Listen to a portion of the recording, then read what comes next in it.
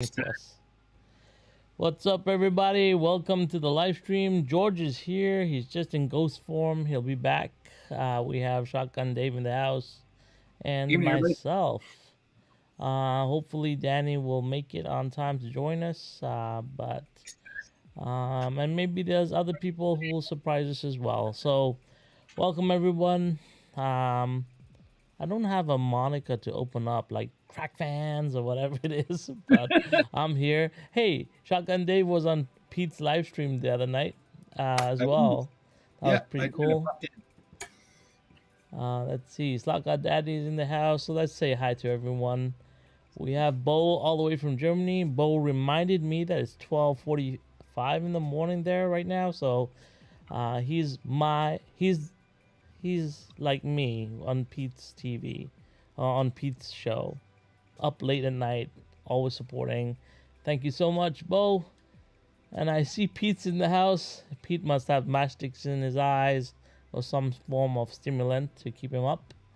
Uh, we have Slockout Wildman here. Chris Oh Feder. man, Hey, Chris.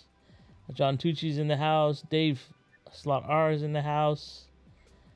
Gene's in the house. Slotberry Racing is in the house. Hey, Gary, how are you? Sorry. Then we have the Fingers. Gary Dunmore's here as well. Let's see.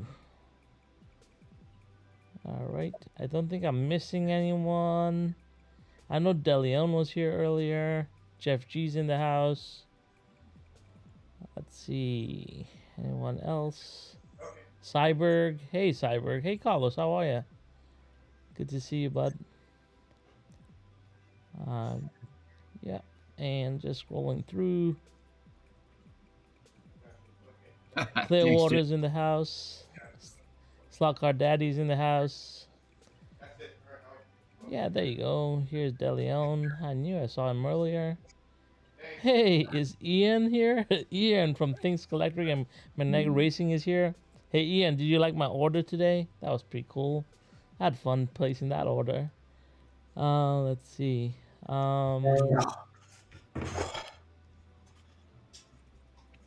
Boone's in the house. Boone's driving home. That's good. Boone would be perfect for tonight's topic because Boone has crazy projects that he always is working on. So pretty cool. And Dan's here as well. Dan's been live streaming a lot with the GRL. Did all the aliens usual. abduct Josh? No, they just zapped him back into vision here. Right. Shane's in the house. Hey Shane, how are you? All right. Well, we'll go around the room, see how everyone's doing. George he's been painting his shed all day, so he's a bit frazzled and tired, and we'll let him wake up a bit and catch up. But how's things going, George? Good. No, good. Just busy. Yeah. House Oh, project. yeah. Yeah, that's a pretty intense house project, but you had fun. I like the music and everything you're doing with it, and we'll talk Yeah. about that as we continue. Yeah, my wife did Yeah, some filming and I did something kind of, that stupid. was fun. Crazy. But I saw you put up the post on Facebook from before and after photos of the shed. So if you want to know what George was up to today, it's posted on Facebook. Go check it out. Pretty cool. Regular Facebook, if anybody has me personally. So Yeah. And then Shotgun Dave's, you know, I was talking to Dave earlier. I'm really excited because Shotgun Dave of late has really embraced the YouTube thing and he's been everywhere, so that's kind of cool. And I was like, it's really cool to see. And I think it's really nice to see you really embrace the YouTube thing because you have so much to offer and value in terms of all your building and just the history in slot cars. So it's really cool to see you do that, Dave. And I really like the new set. It looks really cool. I like the green lighting. Almost looks like a little bit like George esque, except he's got pink in the back and you have green. Maybe you guys swap colors or something. It's actually the same set I'm on every time I'm on here. It's my bench. It's only problem is it's on that wall. So Yeah, if I want it in screen, I have to set my camera up in the middle of the living room to face that way.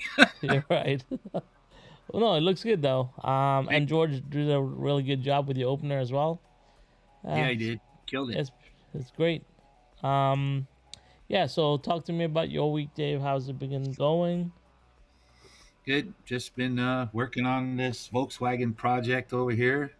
It that whole Volkswagen project kind of goes along with our topic tonight. So Yeah, I'll elaborate more when we get to that time. But yeah, that's pretty much what I've been working on is just VW the whole time. So cool. trying to put a little content up to help everybody with the casting and the molding and all that stuff. So Yeah. Oh, it was good to see both of you on Pete's live stream. Like I said, um, yeah, like it's nice to see like more of us get involved on that side of the world on right, their live streams as well. Pete's a big fan of George and you guys anyway because he's getting into scratch building as well. So yeah, it's good to just interact and yeah, there's a lot of like knowledge transfer, especially on motors and armatures and commutators and everything else on his live stream, which was kind of cool. And I know Danny, maybe George will do a video on how a slot car motor breaks down, but we'll I think see. Danny be good at that. Yeah, I there's just quite look at a it as just a little motor.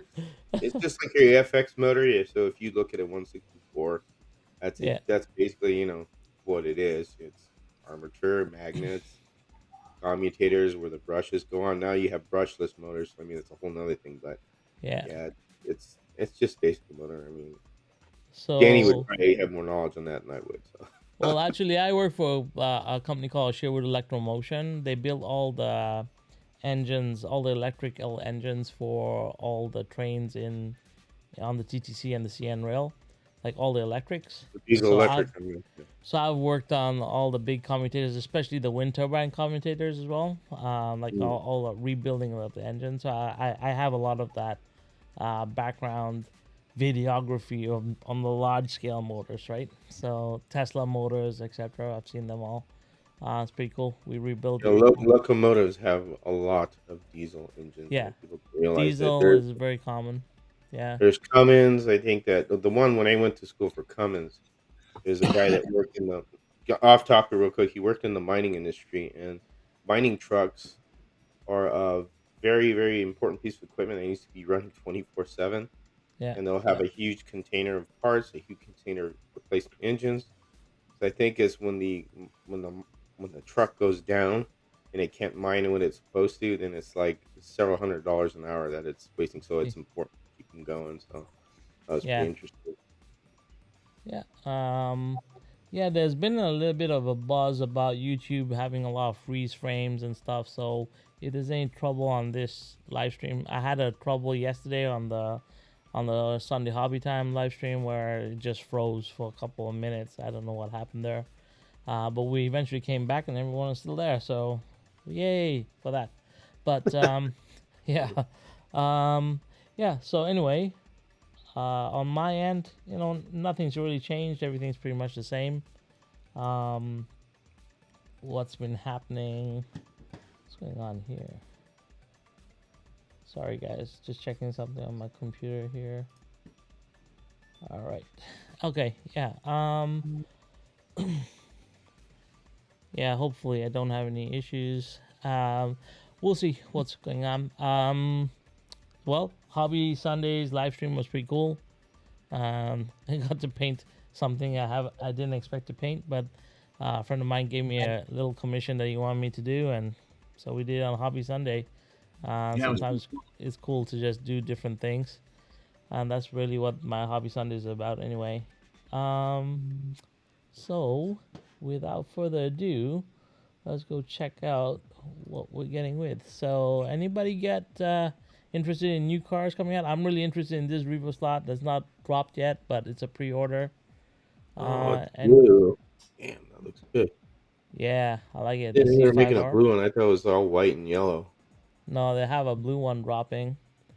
Oh, Um, God. so yeah, this is something in my is something that probably will make it into my collection because I think it's a pretty cool car, cool looking. So Yeah, almost reminds me of the first Mustang GTY that Carrera released with the blue and the red and the white.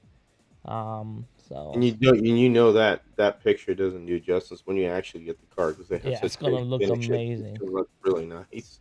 Yeah, for sure, 100%. Yeah. So anyone in the chat have any cars that they're waiting on or things that are coming in? I was talking to Pete this morning. We're talking about the electric issue, and because my WRX arrived, it also has the same issue. The front axles are not aligned properly. They're Uh, further back in the wheel well than they're supposed to be, so you get an ugly gap in the front and a little bit tight to the rear, so it looks kind of out of place. Which and I was saying to Pete because Pete was saying like every company makes a mistake, but I believe like when it comes to especially with your World Championship edition or whatever it is, I think they should have taken a little bit more care. And the problem isn't that um, the thing is that it affects the future for Electric because a lot of people put trust into the brand and they pre-order, um, having maybe faith that they will get what they're seeing as a preview, and then when you do get it and it's not what it is, and you've done it a couple of times, then people will stop pre-ordering cars, right? And then it becomes harder for you to make new molds, and it becomes harder for you to keep up. And I don't know, but hopefully they fix what was going on, and we get better cars from them. Have you ever encountered that with other brands, George, or like, um, Not as far as like actually something being so misaligned. I yeah, mean, with Revo slot, sometimes with those cars, like with any cars, you got to pull them apart and look at them. So with Revo slot, I found like I did get one where one wheel was actually the rear wheel on the front. It had three front wheels or three rear wheels and one front wheel. okay, And I emailed the person that I got it from. They took care of it right away. That's the only thing I've seen. Sometimes the driver popping out on also on the Revo, which is yeah, the Alpha. I had to put that back on, and being a minor, but nothing really drastic like that, like a bent chassis or something that's so horribly, how'd you say, wrong that would cause the car to really pop out of the slot real easily without even with tuning it.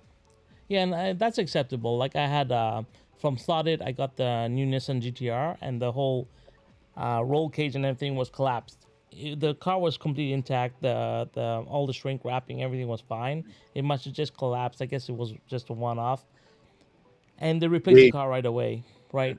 they, Which is fine, right? But the problem that I'm having with Electric is everyone who's got that WRX has the same problem. That means it's a problem at the chassis level when they did the CAD drawing. So that means the bearings, mount for the bearing is off centered. It's not where it's supposed to be. And that's a problem at the design level. It's not even a manufacturing defect. Manufacturing yeah, defects, you get one off, maybe one or two, but this is the whole line that everyone, I mean, I think Dave from Slot R has already talked to a couple of people, and they had the same problem, and I have the same problem with the car as well. So it's not just a one-off situation, right? no, Dave, have you run into any cars like that, or you've ever had a problem with it being all twisted? A few years back they had there was a problem, and I think it was Harry and I were just talking about this. Uh, those those Bass Pro NASCARs where they put the wrong or the Oh wrong yeah, on the Tony Stewart car. They put the wrong windows in it or whatever. It was a yeah. big old nightmare, and everybody was upended about it. Um, Recently, though, there's what was it here just a few months ago? Didn't Skeletric come out with that? I think it was that red Mustang, the one that Harry reviewed with the roll Yes. bar like down here next to the guy's face in the car, and it's all collapsed looking. Um, but I think that's I don't know if that was on all of them or if that was just a fluke or whatever. But yeah, for the most part, no, I haven't really. I mean, I don't have a very huge collection like you guys do, but I haven't really ran across anything like that recently, anyways. Yeah. I think the thing with Scale Electric too, it's I mean, I don't have many Scale Electrics. I have a few of them. But the Yeah. thing is also right now so how much was that car roll? It was what, 69.99? It's 69. Yeah, it's so for okay, for me landed here it cost me 175 Canadian. Okay. So So besides shipping the car, generally itself retails what it's like $69 for. $125 for $120 for electric car in Canada, That's that's which good money right there. And then which is compared the to same like, price as an NSR. So just put in yeah, context, okay? For that's what I'm getting $125, I can buy a Revo slot. For $120, I can buy a Scalectric. For at. $120, I can buy an NSR or slotted. So it's in the same price range as those guys, and then Carrera is $85. So you can see there's a huge discrepancy in price, right? So when you buy a $125, $120 car, you expect, like I said to Pete, I don't expect the car to run great. I'm not buying a performance car. I'm not buying a race car. I'm not buying a slotted. I'm not buying an NSR. What I do expect from Scalectric, if you're gonna sell a car at that price, then give me the detail value in the car, right? Like Fly Yeah. does. Fly does that. Like Fly, they do not claim to have the ultimate performance, but they do have detail in their cars, and that's why they're a good collector's car, right? Because not all of us are driving, and not all of us can tune, and not all of us are doing all of that. We're collectors, right? So there's a certain person that's going to collect a car for nostalgia reasons, and the only reason I picked up the WRX is because I'm a big Colin McRae fan.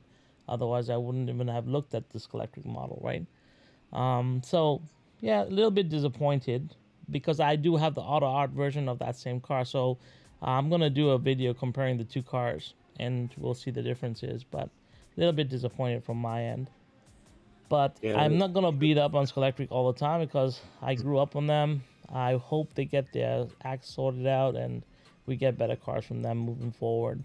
But Well, did you guys see there's a, a little series. It's not really a series. It was a special on Netflix here not that long ago about Hornby, and it was more around the train end of things, but there was also quite a bit of the slot car stuff. In fact, it was showing when the the I think it was the Camaro, the '80s Camaro that we just got not that long ago. How Aston. that one was, yeah, I think it was how showed how it was developed and how it came into being and all that. But they touched a lot on the financial state of Hornby and what they've had to do to sort of prop that company up. They've moved factories a couple of times, I think, and there's been a lot of internal changes and all that stuff. So in my opinion, things like that affect the quality of the product, and so they're much more geared on their trains because that's their bread and butter. That's where they really make their money is with their train stuff, and I think they put more emphasis on that than they do on the slot cars, and so I think it suffers there too. But you should watch that. You should look for. I don't remember what it was called, but you can find it on Netflix. It was all about Hornby, and it's worth watching. yeah, I'll check that out. I'll have to I find mean, them. like you said, Raw, you can't beat up on them. And, No, I'm not gonna beat up but on. I'm not. no, I'm but just you like, said earlier that we yeah. can't beat up on them all the time. I No, mean, no, like and the hopefully they'll thing is straighten here, out. But I'm not really saying I'm never gonna buy a electric car again. All I'm saying is that I'm gonna be a bit more wary when I buy a electric car now.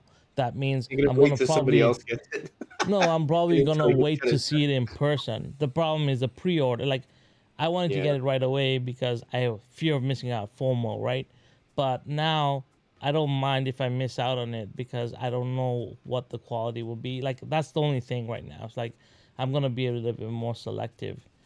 But yeah, I mean, it sucks, but it's just the way it is right now. This is not the first car that they're having issues with, right? It's a couple of them. So, and I put it as a good, good. So, just anyway, doesn't matter. We'll continue.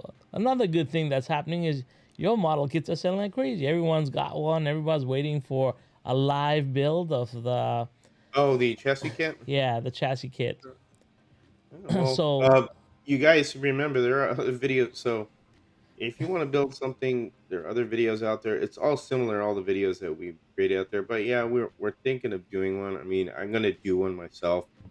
I yeah, think Dave wants to do one just to kind of That's what we were just talking about in the chat, George. They're yeah. asking about that. So yeah, I mean, we could do a live. We could also put out a video. The live will go up and be recorded, so you can come back and look at it. So that's probably a good idea to do it live. I think what's throwing people off is that it has the wire, so so you can't do an axle with Yeah. the wire. So if you look at the one that Frank built, that's a live one right there that Frank built, that Ford Fairlane Mhm. car.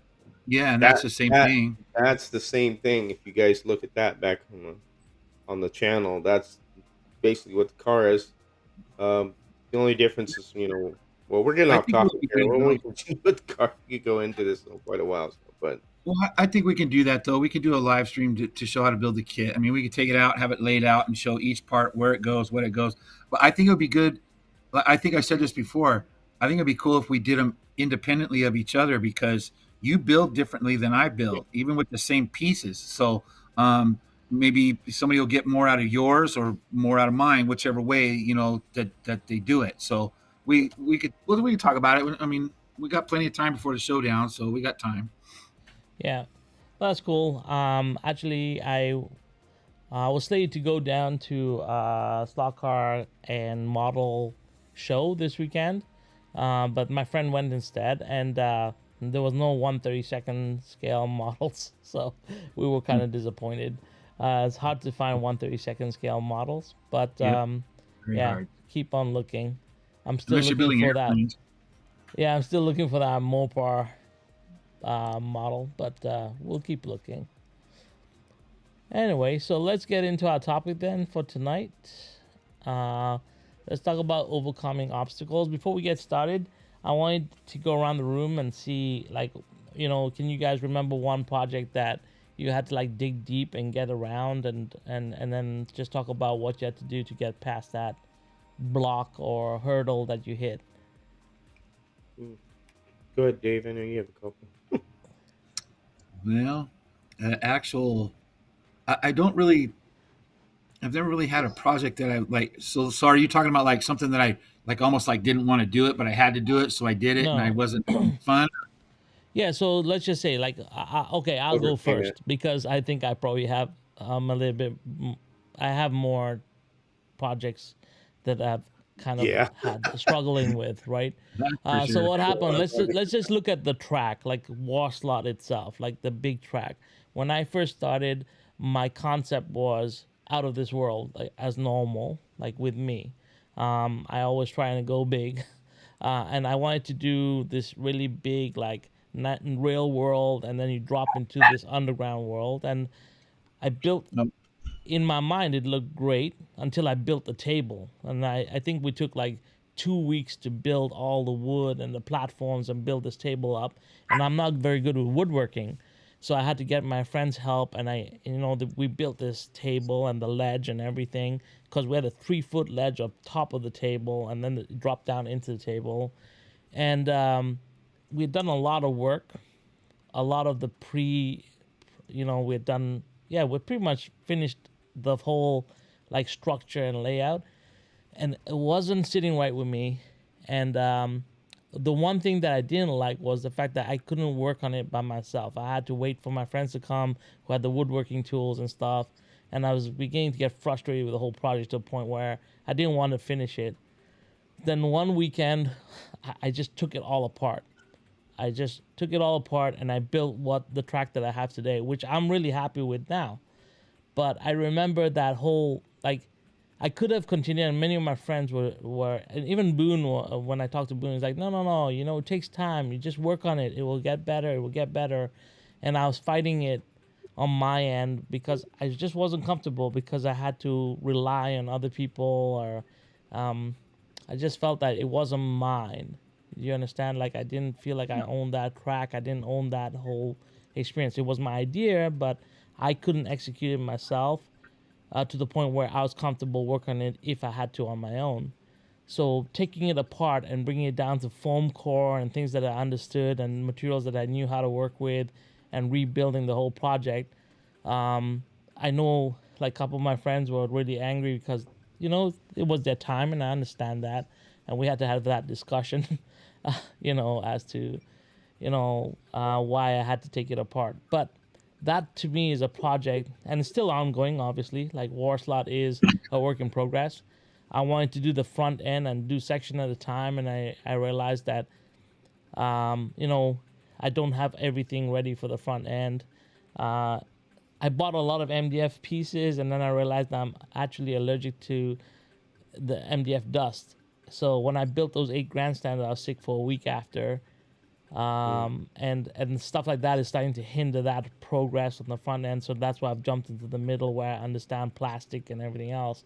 So like all these little things, they can throw, you know, wrenches into your plans, but that doesn't mean I give up. I always just I'll refocus and I'll come at it a different way. It just takes me a little bit more time.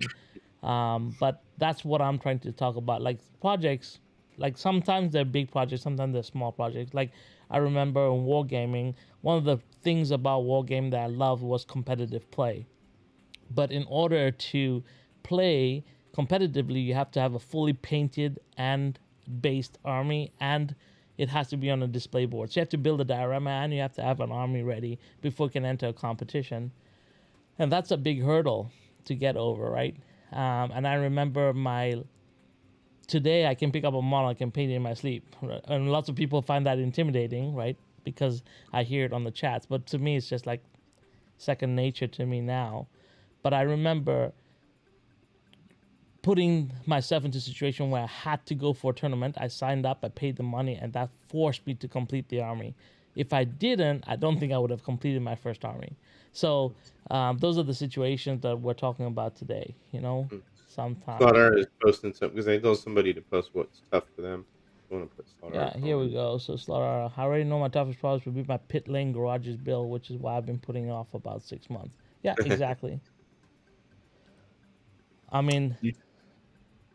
hey, here Like comes Danny. Let's I get Danny totally here. understand that. That's what I have going on with this truck that I'm building right now. There he is. Hey, Danny. Hey, You gotta mute your speaker because it's reverbing back. So your uh, your background noises. Yeah, Yeah, is there it you go. better? yeah, Yeah, much better. yep. Pit garages are what's really nice about pit garages nowadays. There's a lot of lighting stuff you could do to it, and a lot of there's just a lot of information out there to make pit garages look nice. But that's kind of like people are certain things where they kind of like I should do it, but I don't want to. Let's see, just kind of force you. That's just project no homer that way. It's like, man, I really want to do that, but I got to get it done. So you just Yeah. really focus to you have to attack and tackle a problem. That's what I do at work. We get many problems and we have to attack them. And some of the problems are really, heavy duty stuff. We're doing it, and then you get a lot of people that don't want to do it. You just have to overcome that and just write it out. That's the best thing to do. Like what you did with that, or Raul just wrote it out. Yeah. So yeah. So okay. So George, do you have a project that comes to mind now that you can talk about, and not related to work because I think work we have to get through problems No, no, and no. That was problems. just an Yeah. example. I'm not saying work, but Yeah. for projects for soccer, a lot of it have been. Some have been a lot have been painting. So I did one uh, video on it, and it was the Buick scratch build. I did the body for that. That became kind of a negative, but I made it a win. That's why I put it. And Yeah. it's like what? It's you can't get too upset. You got to look at it as the glass is half full. Dave's car that I built for him, that blue Ford, that body had to strip 4 to 5 times because I was getting that's resin right there. Resin's tough, and if you don't do it right, you'll end up having to. That car was really a pain in the butt, You and that didn't took about look it, like it it. Looked good. yeah, it took a lot to get that one done, and you just learn from the mistakes, and as you move on to something, you're gonna make a mistake. At least if you catch yourself and you realize, well, that doesn't work. And it's just experimentation too. That's just with scratch building the chassis, what works and what does not work. So that's probably the painting projects have been the ones that have been kind of tough for me sometimes that Yeah. that I've overcome. Yeah. Something that was said to me very a long time ago was when I was learning how to code because I'm a self-taught coder, and one thing that one of the friends that I was talking to he says fail often, fail early, fail often, fail forward. He said that to me. It's like you have to fail. You have to fail. If you have to fail often and then but fail forward. Remember your mistakes, learn from them so you can fail the next time you don't fail on the same mistake, right? You try to eliminate that mistake, fail on something else. But he said that to me and I'll never forget that. So yeah, definitely. So I use the term that Deadpool uses, maximum effort. You got to use maximum effort to do something. That's what it takes. let's go to the chat here. We have Gene. At the moment, the toughest thing for me is ordering the correct parts for my scratch build. You won't believe how many extra parts I have. They all they won't go to waste. LOL. Yeah, exactly. But I think right now, I mean, that's why your kids, your kids like a savior to many people. I Yeah. think you guys are realizing that now, and I think you guys knew that, but I don't think you understood how much it was needed. Um, but I Well, think also remember that there are resources on Slot Car Corner. It's the resource. So the last the videos that I did on the Carrera builds or yeah, the Carrera tunes, I put in there the tire and the wheel identification. right, And the tire identification one, that was kind of a little bit the confusing part to me because Harry used to roll out those numbers. I'm like, man, what's he talking about? Then I finally sat down and actually read that thing. And now when I look at the package, I understand what every tire is now. And it starts clicking in your head. So you guys have to kind of get yourself to go look at that stuff because you get overwhelmed with ordering parts. Yeah, but I think the toughest thing I run into with people, well, what tire do you go? Well, what size tire do I need? Or what wheel do I need? You really need to look at those those things that are there for you, yeah, that the resources, so where you could just start reading and learning on your own. That's how what I had to do with the wheel and tire one to kind of get it. And but what Gene says with ordering parts, sometimes it can be a little overwhelming. You just have to kind of read a lot of the stuff that's in listed in the part. If you look at SCC, when you're ordering stuff, they do have a paragraph on the bottom, and it does state what is what or what's the difference of this and that. You have to sit there and actually pay attention to that. A lot of guys will look and click, and then they don't know what they're ordering. Then they're going to get frustrated because they ordered the wrong stuff. But and there's also their support. You call them up or you email them, hey, I was just wondering what's this and that.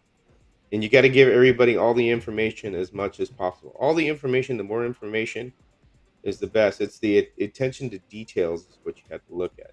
Same with any job that you're doing at work or with what you're building here, a chassis, or with a slot car in general, getting tires or getting parts for it.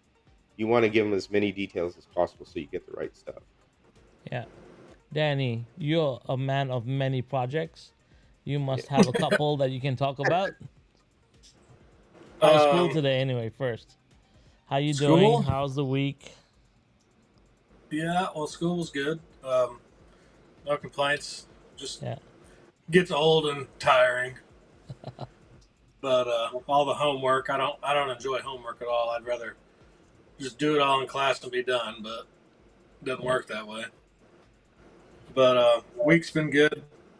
A few things have come in.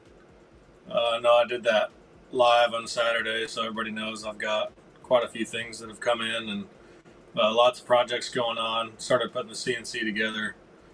Um, Can't wait to see haven't that worked put on any. together. Do what? Can't wait to see that put together. Oh, I know, Like, right? cool. Me too. uh, but no scratch building lately. Truck's still sitting in the same place it was when I set it down Slacker. last time I was on live. He's so slacker. all right, Right, Danny. So slacker. you must have a project that you've kind of like struggled with and had to push through and get done. Honestly, the one project that I struggled with and had to push through was when I built Yep, I this. remember when you were asking me something. It's not running right when it. Yeah. So But you did it. That's the thing. Now that you've done your first one, that's the yeah, obstacle. That's the intimidation that people don't get over. Once you get over that first build, you're like, aha, now I Yep. get it. And then you improve every car you start improving. Yeah, Yep. yeah. It I don't know. Like I think the chassis part wasn't that bad for me. It was when I started painting, and then that front guide and the braids and stuff. Trying to get it to run right. But once it was on Harry's track, it ran. It ran fine. Very So, good. but I struggled with this one for sure. But you got through it. All that and my old resin printer that actually just sold today. Um, I struggled with that.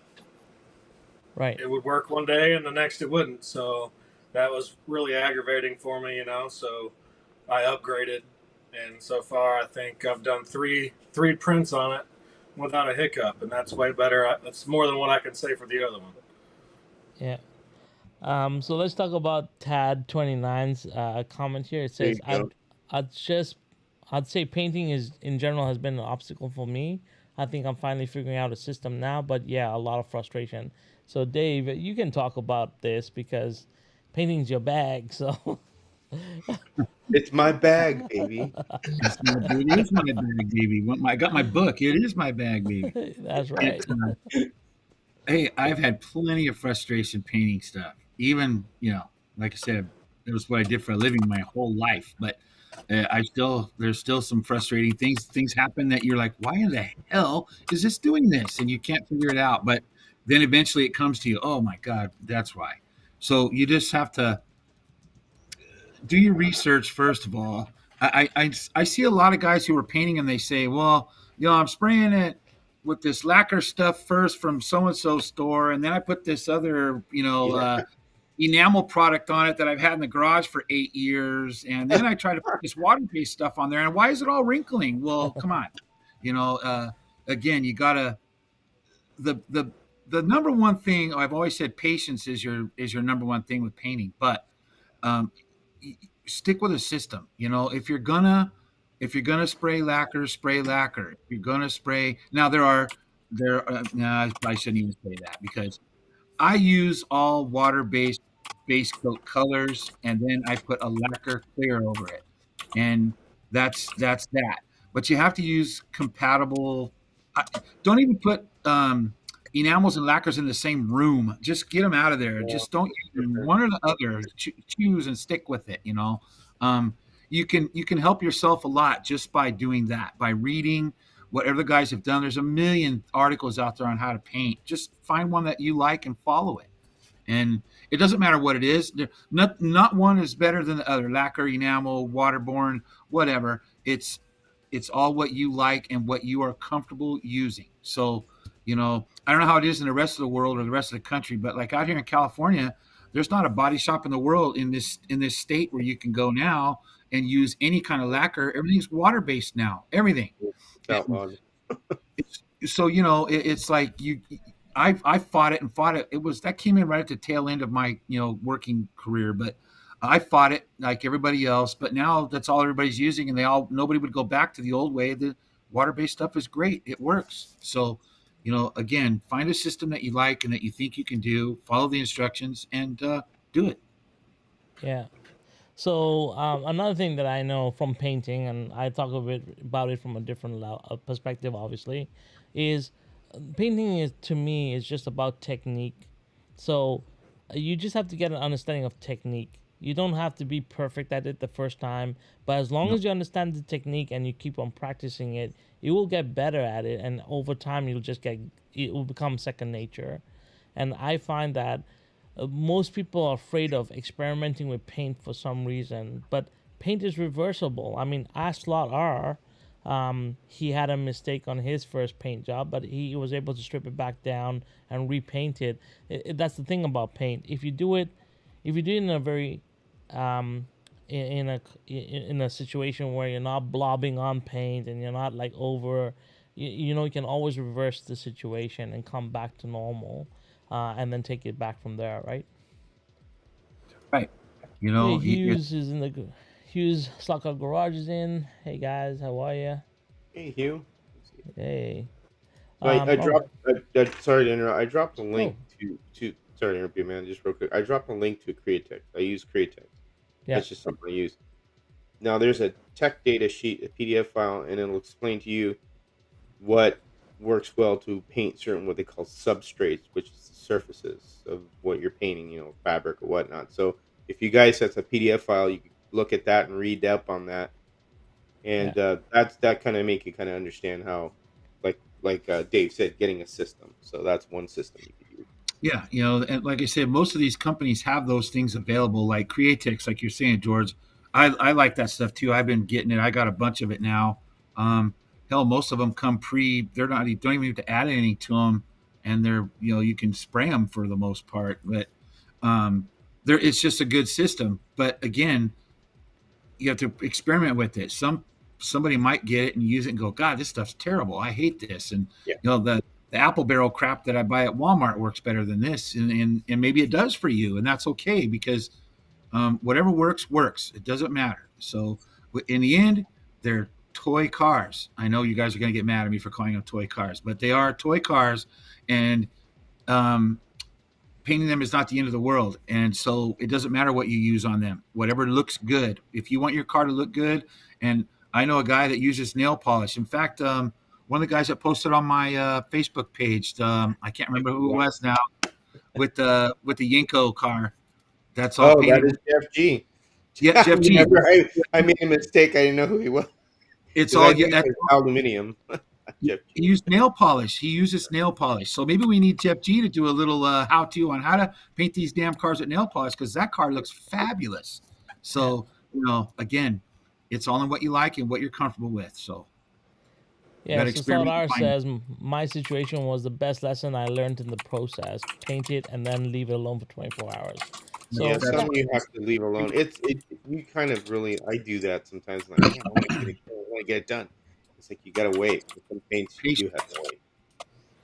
all right. So we all have obstacles that we've had to overcome. So let's talk about, these are basic principles that I think we need to start to learn to overcome. So first thing is fear. I think a lot of us don't start because we're afraid, and I myself can say this many times.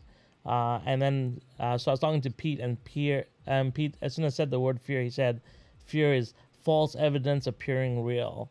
Um, I'm still trying to wrap my head around that, and maybe Pete will one day explain to us. Maybe we'll do that on his live stream this weekend. But really, and I love this quote that I listened to. It says, "True immortality is living in the absence of fear," because the moment you're afraid is the moment you don't try, and the moment you don't try is the moment that you never really get to see if you can actually get it done. And most likely, you will get it done. It's just because we're all equipped to overcome problems as human beings. We are equipped to do that. And if you don't start, you'll never be able to overcome. So that's my thing. And have you guys experienced fear of starting a project or anything like that? Yeah, we were just talking about it here earlier before we started. Was the whole YouTube thing? Let's just go there. I saw who is it down here in the chat just said being on camera. Gene, It took a Gene, long time to get me over wanting to be on camera, and Gene. I still think I sound stupid when I'm talking.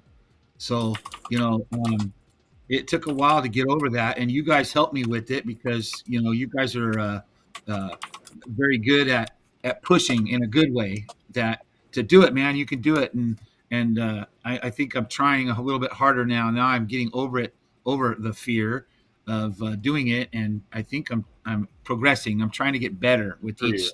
one. So Yeah. A that's lot of No. people. Well, hundred that's a big percent. Right. So I talk about Dave. Let's sorry, George. Dave, no, talk no, about how like I remember Dave. You're very passive when it came to going on YouTube. Not because you always felt that you didn't have anything more to offer than scratch building. You always say this, but I always knew that you had a lot more, right? So talk about what's changed recently, because recently you started to get more into YouTube. I've noticed, and I actually talked about that just before we got on air. So what happened like mentally to you to make that change? Do you feel? um, you guys. Honestly, it's you guys watching your guys' stuff, and not just you. Danny and George and you, Raul, but the other guys. DNA. huge. DNA stuff is fantastic. It's awesome. I love watching his things. De Leon, man, awesome, totally cool. And I look at him and I go, God, I see them and I think, well, hell, that's me. He looks like me, even kind of. It's like I can do that. Why can't I do that? And so I've tried to come out of my shell a little bit. As you guys know, and I think I've said this once before, I'm a little bit different off camera than I am on with you guys because I'm friends with you now. I feel like we're friends. And I'm comfortable, and I'm a little. I'm sure I'm a little rough around the edges, and I'm a little boisterous, and I think I sort of feel that coming out more in our live streams now too. I just feel more comfortable, and that's all because of you guys. You're just watching you, and you know, I'm trying to emulate some of the things I see you guys do, and so that's where I'm at. Yeah. Like Hughes's comment, stringing into a pillow works wonders. 3 or 4 of those, and I'm good to go. Bring it on. Hughes is one guy that I think that's so natural with Yes, just doing everything, and because I think dude, you do it just you make it look really easy, and I know it's not. That's one of the videos when I first saw it. It's like this guy, it's like he's been doing this for a long time, so he does that. Everything flows real nice. Yeah. So But Show Me Slotcar says, and I know Peter converses with me a lot, and I hope he's doing it with the rest of you. But he says YouTube can be a scary beast, but once you make the jump, it becomes easier and easier each video you post, and that's totally true, right? So today was funny because I was talking to Pete, and then I was like, you know what, Pete, I'm trying to bring back the drag race because. So I don't know if you guys know this, but I ran a 47 car drag race very early on in my YouTube. I had only like 25 subscribers, and I did my first. It was actually my first live stream, and you guys can go back and watch it. I was super nervous, and I told Pete about it, and he put it up on screen. We were talking and we're chatting. It's like, you've changed a lot. He's like, you could see, he said, your furrowed eyebrows in the live stream and everything. I said, now you're just like more relaxed. And I was like, yeah, that happens over time. And that's the truth. It's just takes time and which practice, right? which you can do on your first videos if you're uncomfortable on camera because you're not comfortable, is just show the work project that you're doing and just voice yourself through it.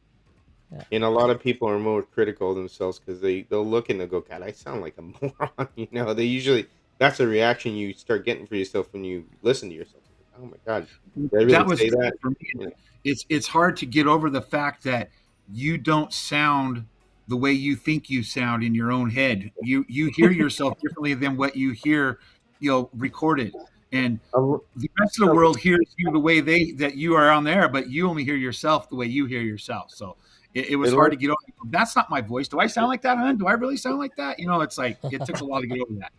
unless you're Well, smooth voices like Marty and Dave Slaughter, Yeah, those voices yeah, and here, those voices, they're perfect. We're not, yep, we're nothing near that. yep. I love yeah. I love listening to Slaughter to Dave, man. It's just it's Well, awesome. This is Gene, Dave, and welcome to the channel. It's like I can't even emulate it. I can't even do it.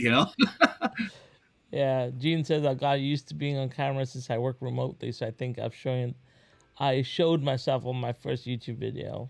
Yep. Yeah. Did y'all see that comment that Slaughter put on there? No, it Yeah, says but I'm not gonna put that up on screen. If I, you guys I can saw read that, I'm not putting that up.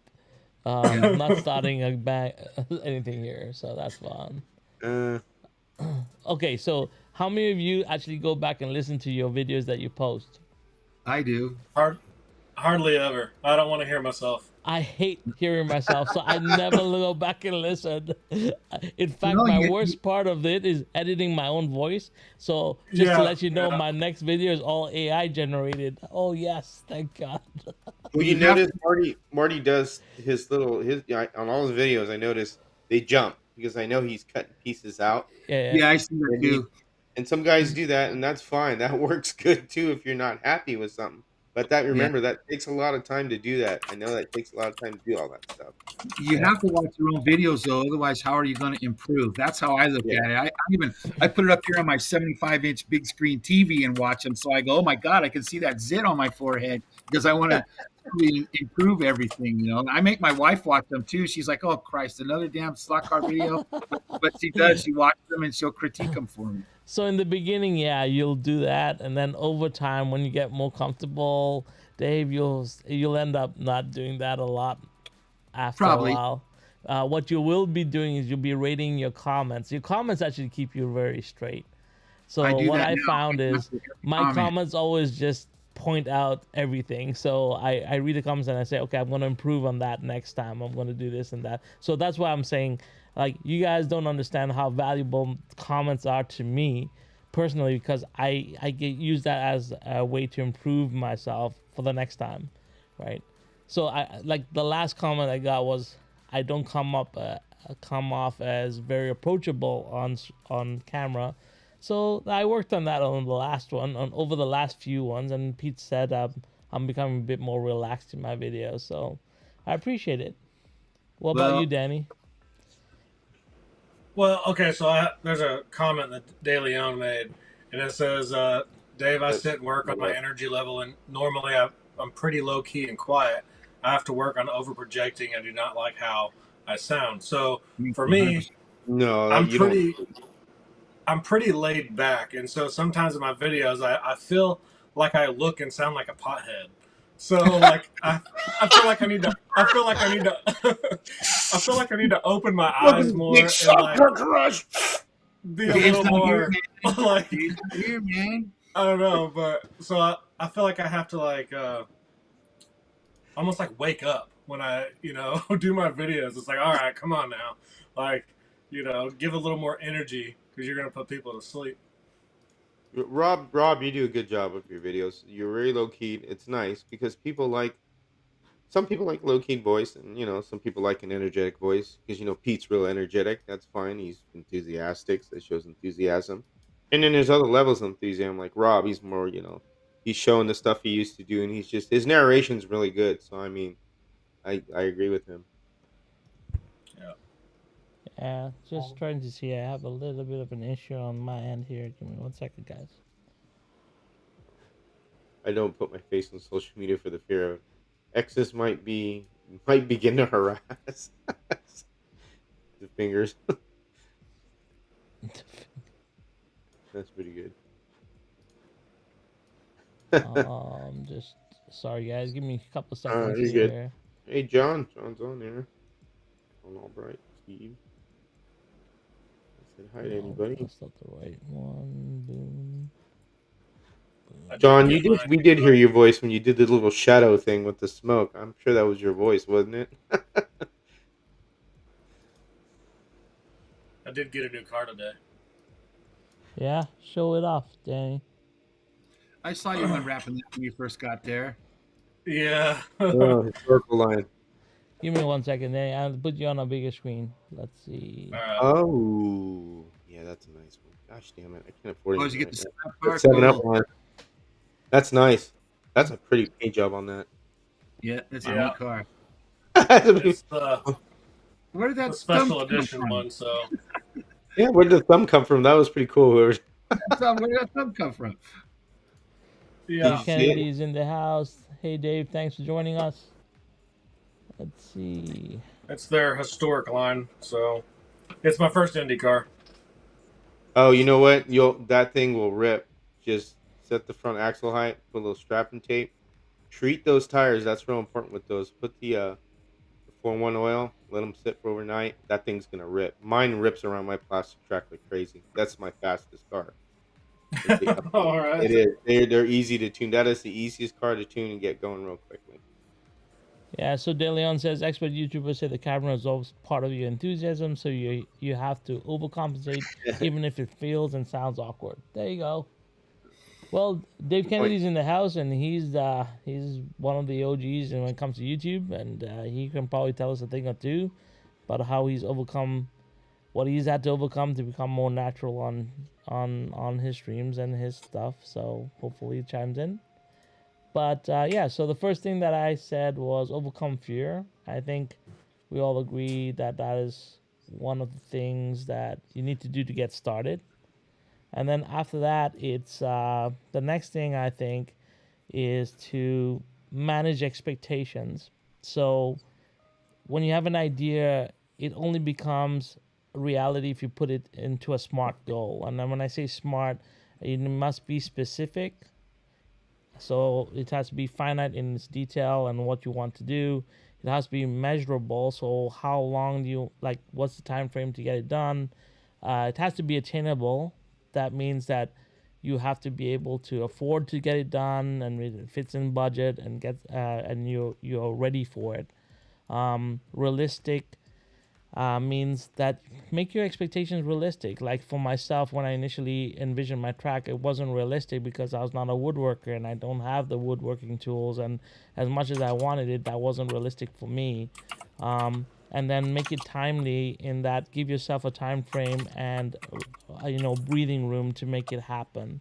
So that's what I consider as a smart goal. Would you guys agree to this? Yeah, that's a good way to break it down. I'd say that's great for somebody who's first watching it. Yeah, because we have a lot of projects. Like I know like Slot Hour was talking about he's now overwhelmed with a lot of projects. As we start to become more into content creation, we all start to have a lot of ideas. And it's until you make an idea and put it down in writing, I always feel that it's never going to become reality because ideas come and go all the time. How do you guys feel about that? Like I know, let's talk from content creation perspective first, more than stock car perspective here. But you guys have a pipeline of videos that you have in your mind, or does it come to you naturally, or how does it work for you I guys? I am a total seat of the pants kind of guy, and that goes for pretty much everything, whether it's building or doing a video or planning a vacation. I am just like I don't write anything down. I don't make a plan.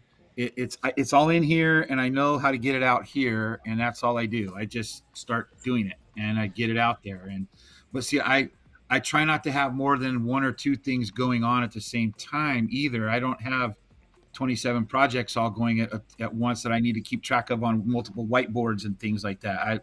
I can't do that. So I try to concentrate on one thing. I finish it, and then I move on to the next one. I do that when I build my cars. I do that with everything. It's just my way, I guess. Right. What about you? The rest of you, Danny, George, chime in. I I probably should put it on a whiteboard, but I don't. I know that as far as coming in here and building a car, I mean, that truck is the first one that I ever, I guess, drew and kind of planned. But otherwise, anything else, I just do it. As far as videos, I'm like, I'm gonna make a video on this, and I hit the record button, and whatever happens, happens. I don't have now. If it sounds stupid or whatever, I might take something out, or you know, if it looks like I've smoked too much pot, I'll pull that one out. But like, and no, I don't smoke pot. I'm not trying to put off that vibe. I don't What's do wrong with that? that. My job doesn't allow that. So, Yeah. but anyway, One way, a good way to do it, if you're really nervous about doing something, have a drink. Sometimes having a drink is, man. Okay, You just so have a there's a nice drink. couple of cues. Like, so I've been. No, that's Oh, good. Put we them have up a there. surprise visitor joining us. Give me 1 second. I'm gonna set this up. Uh, Who is it? Yeah, who is it? I don't even know. boom. Food! Hey guys, Food! that says Marty Ford. That doesn't look like I Marty Ford. know. Give me a second. You guys are busting my chops. I knew this was gonna happen. I wasn't ready for this. Okay. Give me a second. I'm gonna fix everything. Yep, having a drink does help, believe it or not, guys. You take a drink before you scratch Ah, it. How does it help? You're not sure of yourself. Do it. You screw up, oh well, laugh at it. All right. Have a I good have I to time thought while about move you're doing at things it. some bloopers around. sometimes. That's Yeah. not George. That's George. That's Dave. I gotta move things around. Sorry, Stop guys. doing that with all Ooh, the names and everything. Whoa. gotta Whoa. play that's live a big stream George. Tetris. Hey, we have the full house here. Boone, thank you so much for joining us. I'm And here. if there's anyone that this topic would really resonate with, I said this when I talked to you this morning, it would be you, man. Like you take on the craziest projects, but you always pull it off. But you must hit a lot of hurdles on the way. So, take us through that whole experience as you're doing it. Oh man. Well, prime example would be the mountain. Yeah, I mean, exactly. That's a big that deal. that was yeah, that was huge. And I mean, there was times going through it that I was just, getting burned out and everything else. It's like because it just would never end. Every time you're turning around, and it's just yeah. But the big thing that I've learned with doing this is that you just got to take it in piecemeal. You can't look at the whole entire project at one time. You got to take each little piece and dissect each little piece. It's the same way if you're doing scenery, or if you're building a slot car, or even if you're building a street rod. You can't build it, like Chip Foose does in 7 days. It takes time to put it together. Yeah. So yeah, it's just kind of that approach. I mean, um, but yeah, there's projects that I get involved with that um, halfway through I'm asking myself why the hell did I even start the project? It's just you start pulling your hair out. But um, that's the nice part about my channels, because I can turn the camera off and go outside and pull my hair out or whatever and regroup. But that's that's the nice side of it. I don't have to film my Godzilla moments on camera. So Yeah. Yeah. So, yeah, we were talking about like how like the coping mechanisms to get a project done, right? So the first thing I said was, overcome fear, because I think right. that's one thing I had to talk with you over and over and over before I started my project.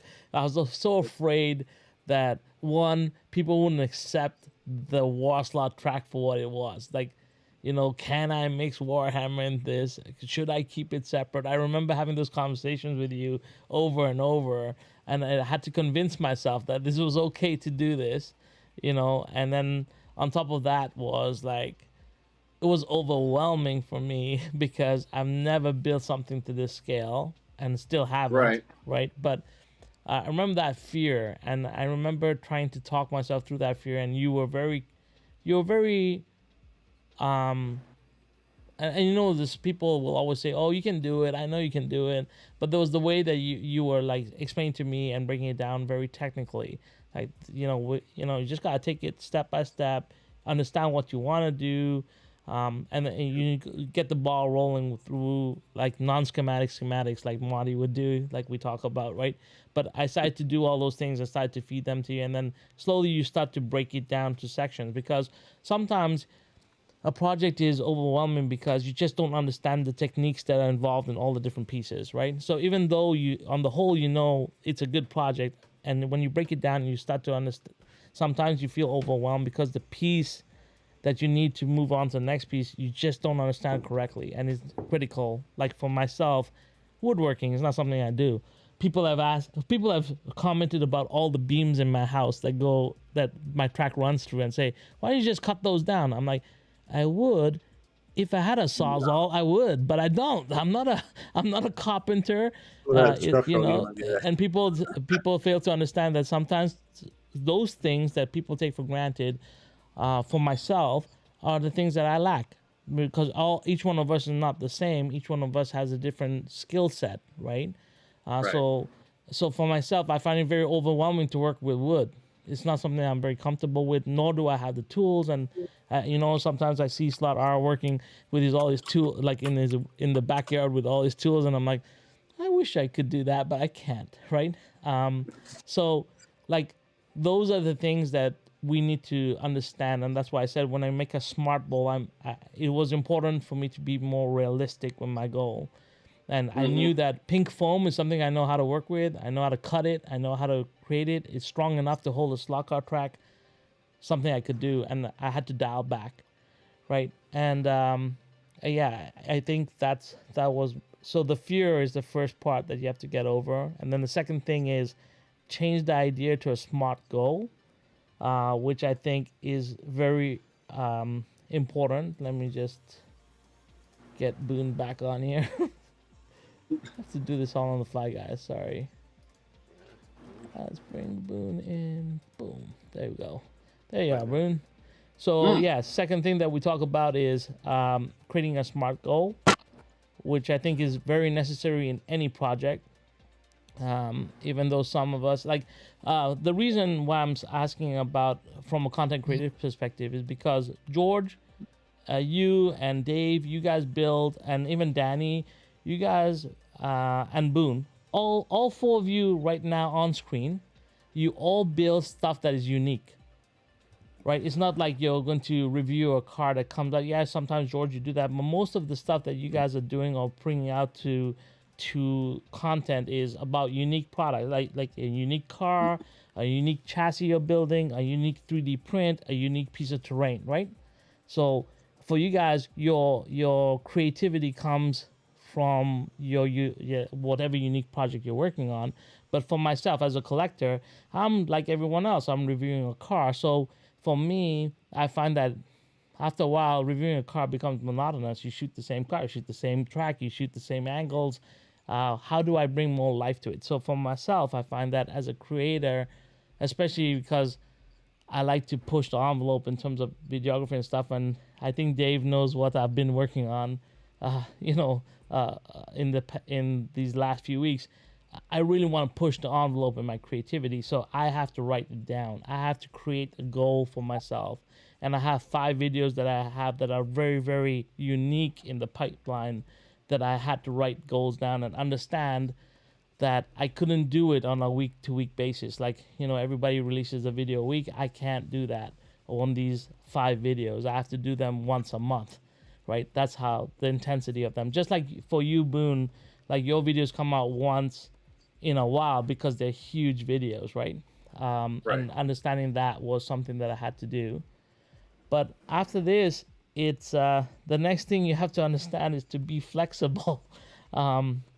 Because I find that sometimes you change direction and it's hard to understand you have to change direction, but you have to do it to remain on track. And I like this quote. It says, a bend in the road is not the end of the road unless you fail to make the turn, right? Right. And that's what a lot of people fail to do. It's like as soon as they hit that hurdle, they just stop, and that project becomes stagnated. So maybe you guys can talk a bit about how you've had to be flexible in order to get a job done, or how you had to change direction to get it completed. Like I Here's think Dan. I got one right there. Okay, let's go with the Shotgun Day first. This is the car. A lot of you guys have followed it on my Facebook and on Home Racing World, a place where I have it posted. But this is the 37 Ford pickup that I'm building. Yeah. And this is absolutely 100% not anything on this thing is normal. And from the chassis to the body being chopped and channeled and sectioned and this and good grief, everything I could. And so then on top of all that, I decide to build this damn steering front for this car. Utilizing everything. It just beat me to death. So it is now, it ain't got steering anymore. It's getting the regular old dropped axle for this car because I had to step back from it and go, no, this is not, it's not the way, it's not going to work. So I started on it and then I stopped and I shelved it for a bit. And then I moved on to this new project I'm doing now so that I could clear my head. Sometimes I have to do that. I just let that project go and start a new one and then go back to that one, because then it'll dawn on me. The light bulb will go off. Oh yeah, that's what I need to do. And then I go back. So Right. sometimes I backtrack. Yeah. But you had to change your initial plan was to do a steering, and now you're Right. going back to basics. Right. Well, not basic, but a yeah. lot less than what it was supposed to be, which is Right. fine. And that's what I'm trying to say. Is like sometimes some people just stop at that project. They'll put it on the shelf and they'll never look at it again, or it becomes a thorn in their side or whatever. But it's best to actually go back and simplify the project and bring it to completion. Right. Change the plan. What I'm having right now, like as you know, I'm going to be talking a lot about my track because that's like the biggest project I'm struggling with at the moment, and Boone knows about this a lot. But what I found was it's overwhelming with how much I want to do with the track, right? What I've been doing over the, and that's why Hobby Sundays came back, was a way for me to put down some time. It's only an hour and a half or 2 hours per week, but whatever that I do in that hobby time is for the track. So whether it's a terrain being built, Simon is building terrain on the side, and I paint something for the track. And that's all you have to do is just break it down to simple tasks that you understand to get the job done. But on the whole, everything just moves that one tick further. It might not be as fast as you want, but just keep on working at it. It'll be easy for me to just like stop making terrain and stop the scenery altogether and just walk away and just have the track that runs. I mean, it's running and that's all I need, right, to take video. But for myself, that's how I'm tackling my big project right now. It's just one little step at a time, right? I don't know what's going on. It's called ADHD. Thank you very much. Okay. Class clown over there is fooling around. Right to the Cheech No and Chong problem. clip. Oh no, I don't smoke pot. Mm-mm. Cheech and Chong, you want to see a reefer movie? Those are the old reefer movies you want to see about marijuana. Chong. All right. Well, yeah. Anybody else have anything to add on that, So, or so with projects, so when you asked that question before Boone came on about videos, yeah, so yeah, for example, the Carrera project that I've been doing with 599s, those videos I do are probably maybe a little bit like beating a dead horse, but sometimes I do those for the beginner guys that get into the hobby. That's mainly where my videos are, how would you say, aimed toward. So those Carrera cars, and you could ask Dave, Harry, Harry saw that video, and Harry's like, we could do a GT class, he's got a ton of those cars, and everybody has a GT class Carrera car that you could not be afraid to cut up and make it run even better Right. with some tires and some shaving and some little manipulation here and there. And those cars are fun. They're a lot of fun, and that turns out, hey, that could be another proxy. You know, yeah, that's what I look for is the enthusiasm of opening people's minds to not being afraid to do those things. To a Carrera car, you could get one Carrera car you want to pick. Anybody, you guys on the chat, just do what I did in the video. Harry's made videos on Carrera cars, on NASCARs. It's the same thing. All those chassis are all the same. And try it out, and that kind of gets you enthused to like, wow, if I could make this one run better, what about the other one on the shelf? Hey, maybe we could have a race together and just with just this class. It's that's what mainly what I like to do with the videos is for the beginner and to inspire other people to do other things. That's my yeah. main goal.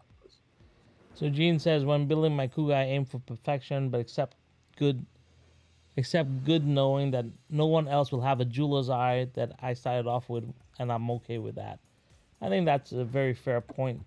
You just you do to the best of your ability, and if you can, you learn from it, and then the next one will be better, I believe.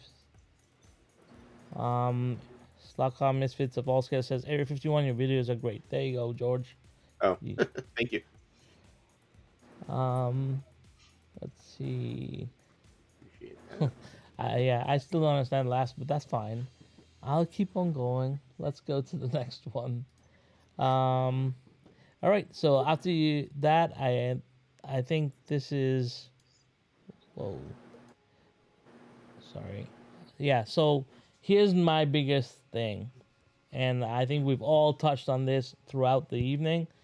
Just turn to the community. Everyone's here to help you. And I found the biggest help from the people that are on the screen and a lot more, even all the way to Australia. I think Hughes and I are talking about some projects as well. It's amazing that maybe 2 months ago I didn't even know Hughes existed, and neither did you know I did. But today we're talking as friends and we're starting to discuss video projects and stuff. So the community is here, whether it's videos, forums like Home Racing World, groups like Slot Vengers, even direct messages. Just reach out. Everyone's here to help each other get through this. So I think like this is something that's helped me a lot, and I think we can all agree to that. And The last thing that I think and I always believe in is I have these three things written in big above me. Um, I can, I will, and I must. Because if you don't believe in yourself and you don't believe that you have something to bring to the table, you'll never be able to bust through that whatever's holding you back. And this is not just for slot cars. This is just life in general. Um, if I just believe that this is like the big message that I would like to leave everyone with. It's just believe in I can, I will, I must, and you get it done. And you guys know how many projects I talk about, but I believe that everything I've talked about, I've tried to deliver, and I do that because that's one motto I must live up to. Do you guys have anything to talk to that, or do you? Is there anything that you guys hold like mottos that you guys look at when you wake up, or things that you do to keep yourself on track? For what, just the hobby in general, or just Just everything? in general, like keeping yourself focused and on track, whether it's just in day to day life or even hobby life. My wife helps me with that, with Yeah, certain projects at home. Like example, today the shed, we need to get that done, and I've been putting it off. And I said, yeah, well, let's do it because I have been putting it off. So it's just things like that. Like that's a big monumental task to be painting. Painting is a lot of work.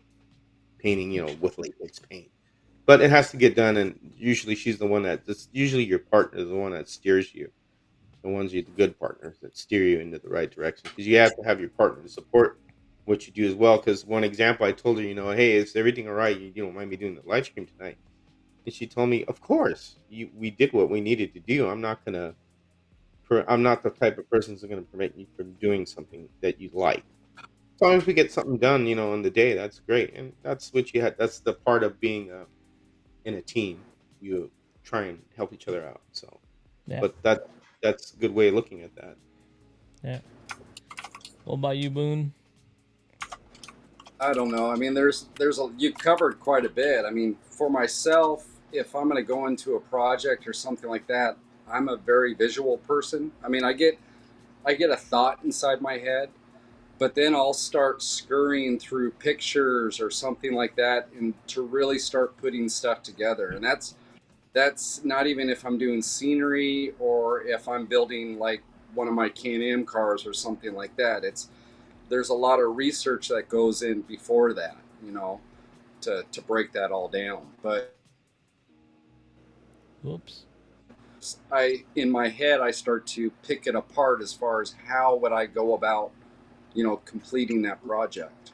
And the one thing that I get a lot, like on my videos and stuff like that, is I get the comment that I wish I could do what you could do, or and I have issues with that because I'm a You've firm shown me. believer that anybody can do it.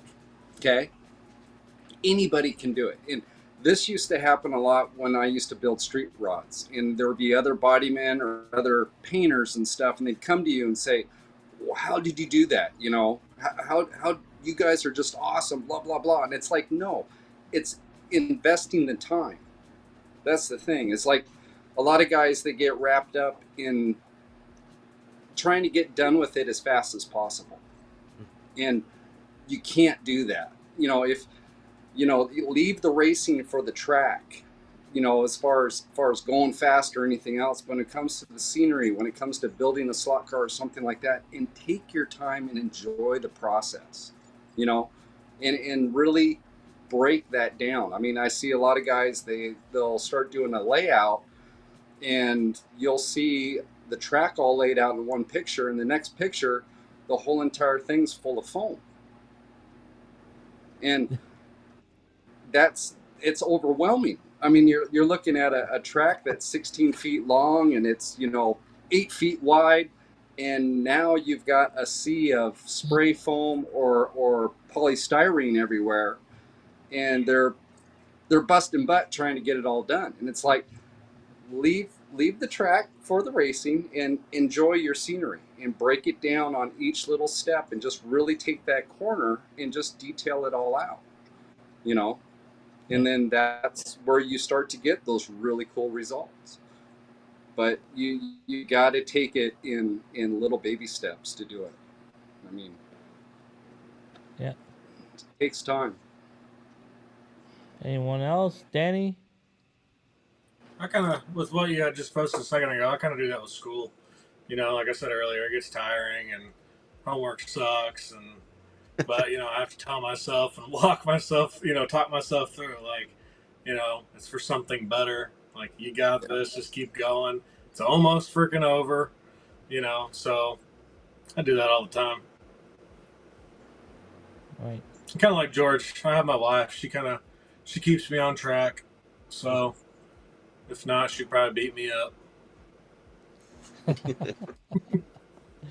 Sladar says I'm a year into this layout. The scenery is about 30% done. Yeah. Um, yeah, I think a lot of things. So for myself, I build a lot of websites for a lot of big corporations or companies or even individuals. And one thing I ask all my clients before I actually get into the design process or breakdown, I always say, give me 3 websites that you really like that are in your genre, and then 3 that you just like in general. And I have about a 70% answer. Apple will be one of them. So I always get, I want a site like Apple. And I said, well, do you want a site like Apple 20 years ago when they first started, or a site like Apple today? Because that is the difference. Because what you are asking for is in relation to where you are in your growth platform, right? Like you can't be Apple today because they have a team of 40 developers and they're spending millions of dollars. You don't have that. You can't be Apple today, right? So it's all about understanding where you are, what skills you have, what skills you need to generate or get better at, and then finding the resources to do that, whether it's through the community or through the posts, and then slowly just breaking it apart. Like Boone says, just break it down piece by piece, get it done piece by piece, and finish it off. So I think that's in general what I was trying to get at today, is that we all have projects, we all need to get them done, but sometimes we're going to get overwhelmed. But if you break it down to small little chunks, you can get through those hurdles. And if you can't, just reach out to the community and get some help and still make it through. And I hope that helps some people out there. Maybe this sounds redundant, but I thought it was something that we could talk about tonight. And I thank each one of you for being open and bring whatever you guys are talking Going or back what. to fear, Yeah, the biggest fear that I had, believe it or not, was building that wood track siding hotel. yeah. And So again, the community, asking people, and then looking at previous videos and stuff that actually helped me get through everything. So I was afraid yeah, I was going to make a big mistake, which I did make a mistake at one point, but I was able to fix it. Cost me a little bit more money, but yeah. So let's talk about the wood track. Like when you had the thought about building the wood track, maybe you went down to Harry's and saw it. But at what point did you actually say, okay, I'm gonna get this done? And then what was your steps to get you to actually go out and start buying the wood and putting it all together? Because just in between that is all the critical points, right? yeah, well, the real critical point was space. The first house that I bought in North Carolina was fairly cheap, and it had got a lot of equity because now the houses are really climbing up here. Um, and we thought about adding to the house, an addition, because the way the house was designed, it was designed for a bonus room. But then we started looking at that, and my wife was the one that says, "Why don't we just get another house with more rooms?" And you could have both tracks. 'Cause originally, I was going to tear down the track behind me and replace it with wood. And believe it or not, Harry and my wife were like, "Don't do that." They were the ones that really were telling me not to do that. You're going to regret that.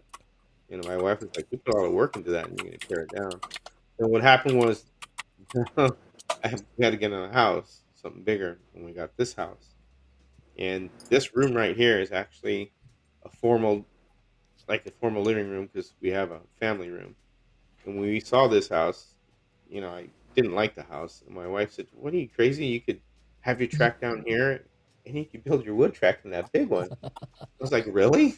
I go, "But this is gonna look stupid." I go, having a slot car track in this room. Here there was a couch and everything. That's not look dumb. She goes, no, it's not. Just you know what? She goes, let's go back and look at the house. I'll look at everything objective. You look at the positives. If I find anything wrong, I'll tell you. If you find anything you like. So the second time we came back, I liked the house because I realized that she was right. And then from there, when we got the house and moved in, you saw I put this thing back together. I had to disassemble it, put it back together. And then upstairs was, you know, laying things out. I had drawn a map out and I had talked to Harry about how long this room was and the length of the track. And then from there was building the table, which I did on my own. Then after that was buying the MDF and Yeah. getting the tools and Harry's video and then talking with Harry, he kind of explained a few things. But it took a little time to actually route it, and then I made a mistake in routing because the router was set for one thing I did, and then the next step I did it was set too deep, and I ended up cut in too deep, and then the MDF went, and so I had cut the slot over, cut the slot, and that was like $100 mistake because I had to get more MDF because the mistake pieces I had to dump. I can make little tech blocks out of them if I want, but then I still have some in the shed. So I was able to do that. That was the part that was kind of like, damn, what an idiot. And I that was my fault because I didn't pay attention and I didn't do a test one, which I should have done. Yeah. And when I got the track together, I did do something a little different than Harry's. Mine is bowed a little more, so it has a little like hump like this when you get out of the curves, whereas Harry's is more even. But I wanted to do that to get more of a bowl effect. And then when I got the track done, there was one spot that was a little rough that I had to go back and kind of patch up and get it fixed. So it was trial and error or trial by fire doing it. And then painting it was easy. Doing the game was super easy. I think the hardest part of the whole build was getting the MDF to where you want it to be at, and then doing the slot, the routing part. That was a little bit difficult. But then after that, it was really easy painting it and doing the rest of it. So, but yeah, I was afraid to do it at first because I Yeah. didn't really know what I was getting into. Yeah. You made it look effortless, though, George. Like literally. Well, I had a lot of help.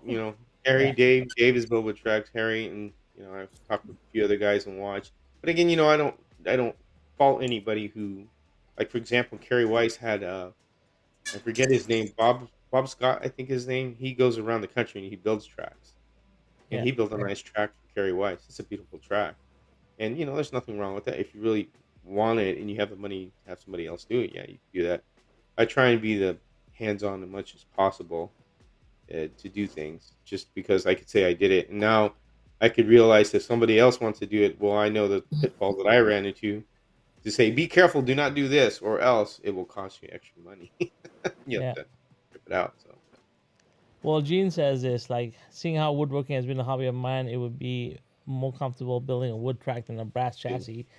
Um, yeah, I mean, it's always easier to go back to things that we know. Like, it is easier for me to paint Warhammer models and MDF model kits.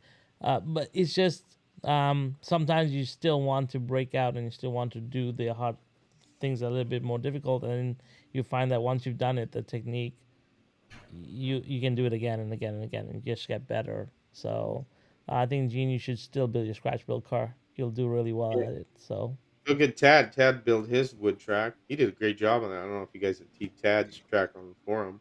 It yeah. folds down and folds up, and it's a two-lane, oval, and it's he did a nice job on that. Now he's got a wood track, so you don't have to build something real big. You can build something small if you need to accommodate what you have in your space. A lot of ways to do it.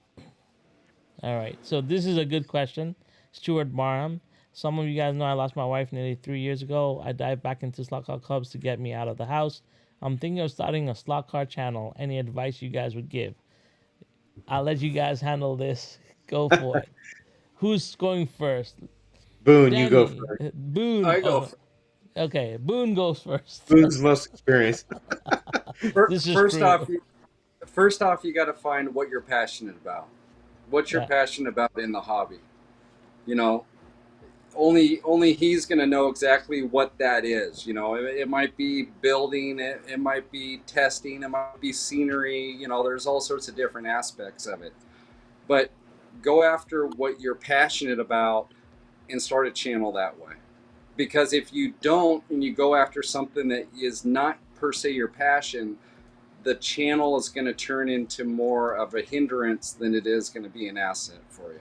Because there's a lot of work that goes into putting together a YouTube channel and putting together videos as well. Plus, the other thing is you'll start, the people will see you having fun, and they'll want to tune in so they can have fun with you. You know, the biggest You thing with like, definitely do that. You definitely do that. Sometimes you'll dress up. They're great to watch, man. but the thing is, I joke around and say, I'm just getting in touch with my inner 10-year-old, right? But that's the thing. We're playing with toys, you know, and the only thing that's lacking is like when I was like 10 years old or 8 years old with your Hot Wheels on the ground, and you're going like this, but you're making sound effects too. It's not just putting the car, you're going like that, crashing into each, have fun with it, um, that's one thing that, like, I love watching Hugh's videos because Hugh is having fun. I mean, Yeah. he has all these different things. Where's Betty? She's out by the swimming pool, or she's hanging upside down from a Ferris wheel. I mean, that stuff is great, man. But I saw that last one with the Ferris. I damn near peed my pants. I was laughing so damn hard.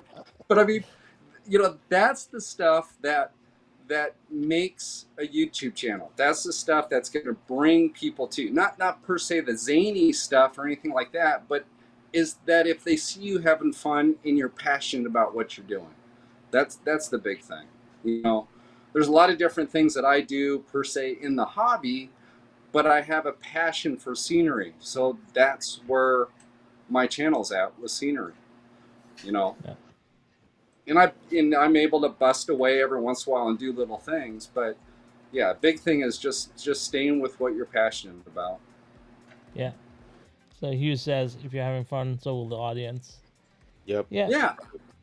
Definitely right there. George, you want to take a stab at it? Yeah, actually, when I first did videos, I actually did it under Area 51 was been out since 2016, the channel when I did it. And I started doing videos on Carrera NA Facebook page, so Carrera North America.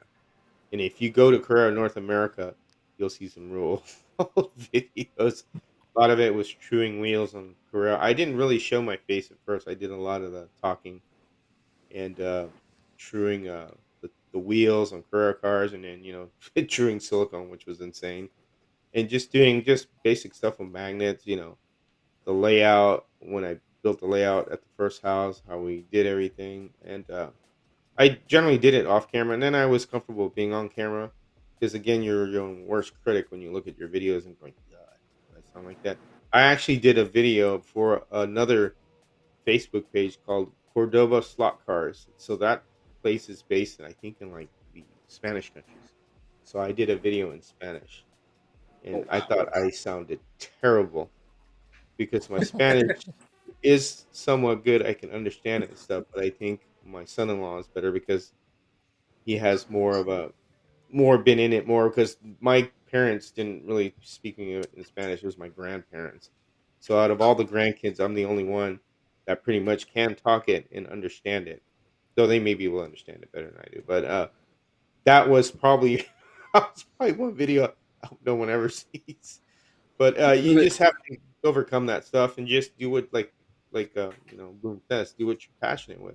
I was passionate with just having fun and playing with the cars and showing stuff and making scenery, small scenery stuff. One video I did was scenery with floral foam, which is just molding it with your fingers, make it look like a rock, and then painting it and throwing some dollar store paint and you know shrub on it. So, but you just turn on the camera and give it a shot, and like Boone says, just talk about what you're passionate about because your enthusiasm will infect others.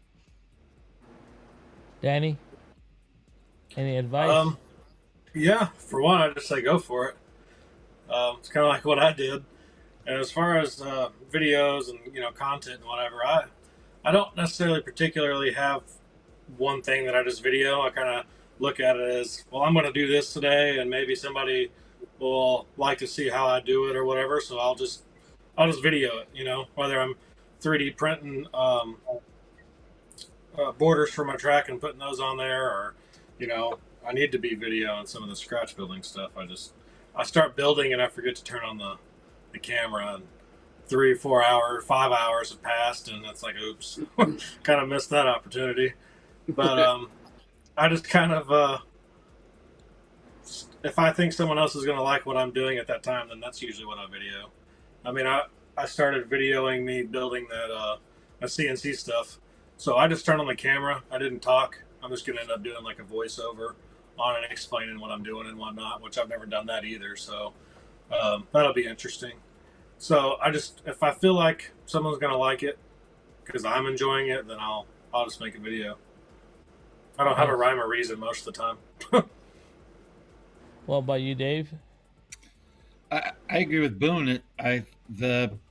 You're better off sticking to something that you know what I mean? So like that's why I don't do car reviews of new cars and things like that, because I don't buy a bunch of new cars like most of everybody else does. I don't keep up with the latest one that's just come out and all that stuff. So I don't really, like I told you and you got mad at me, I don't feel like I have anything to add to that conversation. I didn't get There's mad at you. I was just like, there's there's no. there's Well, plenty I of was you like, what are you talking about? No. there's plenty of you guys that do that already, and you guys are experts at it where I am not. So I learned from you. So I go the other way. I just talk about what I know, and that is how to build a car. And I'm not an expert at it, but I enjoy it and I like doing it, and I hope it comes across that way and helps somebody else get involved and want to do it. Just like like Boone, everybody watches Boone's video, and the next thing you know, everybody's building mountains all over the place because he gets them excited to go do it. And and that's where I want to get to. I want to get to that point where next thing I know, everybody's buying the Showdown chassis kit, and we've got 50 of these cars running around at Harry's house in January. That's that's what I want to do. And yeah, I kind of intersperse it with little things like when I get one of my builds done, I make a goofy little video on my crappy Revell track and try to make that look good. Which, by the way, that's going to get better. I'm going to be I was going to announce it later, but I'm going to build a track. I'm going to build a wood track, Nice. and it's going to be portable so that I can put it away. It's not in the middle of the room all the time. So I'm going to document the whole thing as I go.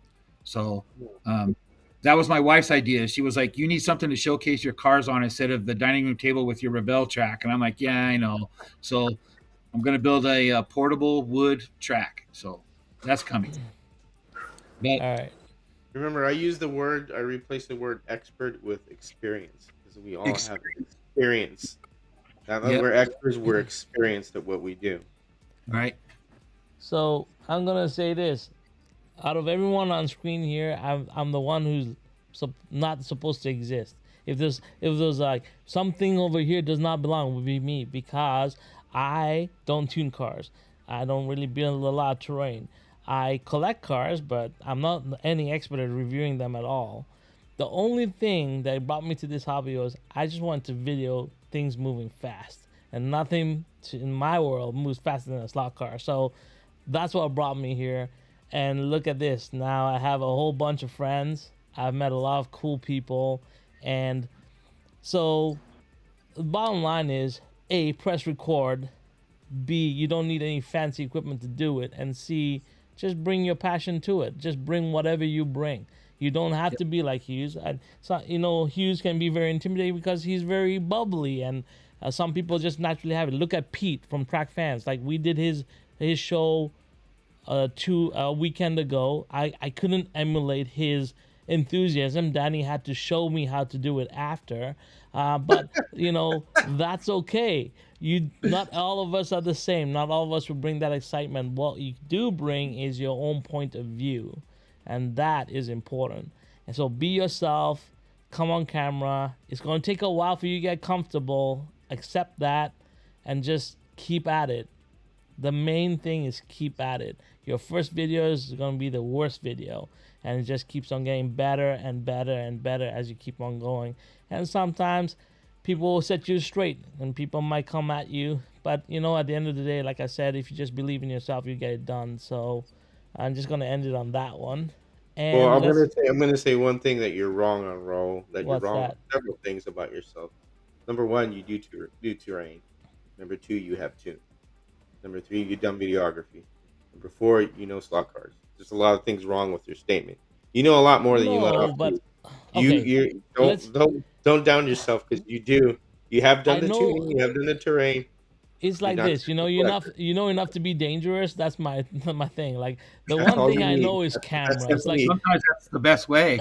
Yeah. yeah, but like the one thing I know is cameras and that kind of stuff. So people, recently, somebody asked me something about a camera. Oh, it was Billy. He was doing his test for the Global Racing League, and he's like, "Oh, I guess Raul's gonna look at this footage and be like, this is all cameras long." And I said, "When did I become a camera snob?" And then another thing that people say is like they're all trying to catch me in my collection. I have probably the smallest collection in this room here. There's a guy called Boone who probably has more cars than I do. George is sitting around cars all over the place. They have big collections. They just don't come like they just maybe don't buy as frequently as me. But there's so many people with so many huge collections. I'm just starting my journey in slot cars. That's the way I look at it. You guys, there's a lot more experience here. But for me, it's my journey in slot car is just beginning. So I have a lot to learn and a lot to catch up on. Yes, I've learned a lot, and I continue to learn. Like George, Global Racing League. I'm getting ready. I just put the treatment on my tires, and I'm gonna use the lighter fluid next and wipe it all up. But I learned. I keep on learning. But the best thing to do on YouTube is just have fun. That's the main thing. Cause at the end of the day, you didn't start a YouTube channel for slot cars to make money on YouTube. I'm gonna be very honest with you straight off the bat. It ain't Yep. gonna happen. So if you start YouTube for that reason, you're in the wrong genre. So we're doing this because we all have fun in here. So just have some fun with it. That's the biggest thing I can say on my end. But we are dangerously running over time, so let's get to this, which is the creator roundup. And yeah, so let's start with terrain video of the week. And I know a lot of you know this, Frappego Models. He's a great modeler. And if you look at this video right here, checking out this compact slot car track, he builds this huge grandstand that you can see right in the screenshot there. It's it's just phenomenal. So check it out.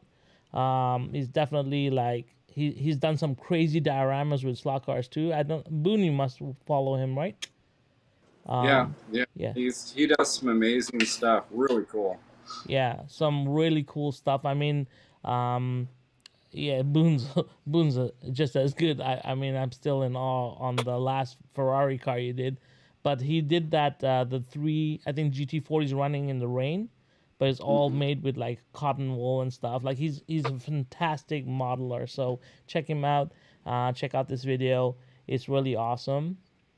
And then here we go. Racing video of the week. I gotta give it to DeLeon and his daughter kicking his ass. So first of all, we're I gonna say no happy idea. birthday to is it Lily? Lily, yep. Yeah, happy belated birthday to Lily and DeLeon for being a good sport and taking a All right. beating from his daughter.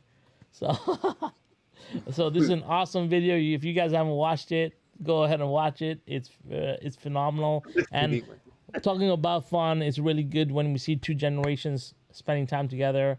It's an awesome experience. And yeah, you can see it here. And just remember, she's 16, so the fact that a 16-year-old wants to play slot cars, DeLeon's done a good job. So yeah, All right. That's great. yeah, that's pretty cool. So check that out. And then here you go, George. Talk us through this one. Yeah, this is Thunderjet 34 from the forum. So Thunderjet has sent cars in to Harry's. I was there when he sent his car, and I forget which hot rod he had. I think it was which one was it, Dave? Was the I can't I didn't remember. remember. I can't. There were so dang many. I can't remember. Yeah, there's so many. He did a pretty good one. I can't remember his cars. I got to look at photos. But this one right here is unique because he did an angle winder, if you could see it, and then he's got two screws, what gives it its body float or its chassis float. Excuse me. So the chassis is like it floats there. Those two the two like 9 locks is what they call those, and then underneath it. So that's pretty cool. It's hard to do an angle winder. I know Mark Thomas has done one. He's done a real nice job. So I mean, there you go. There's a unique. This is what I love about this: the unique approach of what they consider an angle winder chassis. Because, like Dave says, none of us build the same thing. Nope. So that's an awesome looking car there. Yeah. Yeah, we'll finish off with Dave showing us something that he built earlier. I'm gonna come back to that. So the next person that had a video or a channel to talk about or a Facebook page is Danny. And Danny wanted to talk about this Facebook page. Yeah, so it wasn't necessarily the page. There was a guy on there named Bernard, and he had custom designed slot car chassis, and it was adjustable. So it's 3D printed and it's fully adjustable. It looks like he has it on a 132 car and on a 24 scale car, maybe 25th scale. And he's got wheels, chassis, pod, different like bumpers, different like guide flag parts that you can put in there for different style guide flags and whatnot. So I just thought that what he had done was pretty impressive. It's like a poly car. That's pretty cool. Well, Yeah. so what's actually on there? That's actually not what I'm looking at. Mhm. Okay. Sorry, Danny. I just took what No, the link was. no, you're good. Yeah. When I double checked the link, so if you actually clicked on it, I thought that was going to take you to the Bernard guy's thing, but I mean it's not a huge deal. Yeah. Well, sorry about that. A little technical misfunction there, but I guess we'll clarify that, and maybe Danny, if you give me Put the link, some, Danny, on the chat. So you know. yeah, I'll put it Yeah, into I'll see what the I can pull up community here. post or whatever it is. And then we'll move on to Dave's selection of the week. This was Ooh. awesome too. Go for it, Yeah. Dave. Yeah, Rob at Swift Slots. Let's I see. he and I chatted offline a little bit, and we were talking about some things, and I started looking at all of his stuff, and it's like holy mackerel! And this was his latest one, this tuning that he did on these legend cars. Wow, you guys got to check it out. It's really amazing what he did with these cars, and he's very the way he talks and the way he does it, and he's got this cool, this really cool little track, his little routed track that he works on. Man, it's really neat. So you, go check it out, you guys. You'll like it. You'll thank me. I know you will. Well, Shotgun Dave, you gotta talk about this paint job. It's not easy to do. This is a lot of Oh, work. yeah, no, that's all. He did all that with masks. He explains it Record. all. I don't Yeah, want to spoil it for him. He explains it all in the video. So, yeah, a lot of decal work and things like that. But yeah, that he's very, very, very good at what he does. yeah. Amazing job. So yeah, check it out, guys. We encourage you to look at all these videos that we post up. Um, Thanks and for then we Danny get for. to channel of the week. What?